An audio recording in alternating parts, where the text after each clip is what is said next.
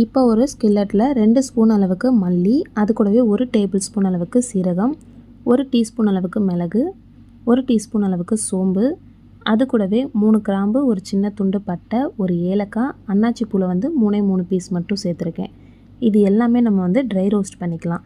எண்ணெய் எதுவுமே சேர்க்க தேவையில்லை. ஸோ இது வந்து வாசனை வர அளவுக்கு நல்லா வறுத்துக்கிறணும்.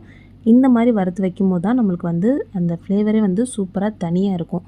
ஸோ கண்டிப்பாக இந்த மாதிரி லைட்டாக வந்து வறுத்து எடுத்துக்கோங்க. இப்போ வாசம் வந்து நல்லா வந்துருச்சு.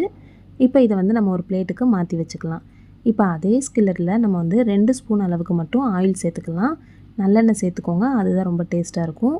இப்போ இது கூடவே ஒரு துண்டு அளவுக்கு இஞ்சி சேர்த்துட்டு, அது கூடவே 6லேருந்து 7 பல் பூண்டும் சேர்த்துக்கலாம். ஸோ எண்ணெயிலே இதை வந்து கொஞ்சம் நல்லா வதக்கி விட்டுக்கலாம். கொஞ்சம் பூண்டும் இஞ்சியும் வதங்கினதுக்கு அப்புறமா இது கூடவே 2 கைப்பிடி அளவுக்கு, அதாவது கிட்டத்தட்ட 150 கிராம் இருக்கும். ஸோ உரித்த சின்ன வெங்காயத்தை முழுசாகவே சேர்த்துக்கோங்க.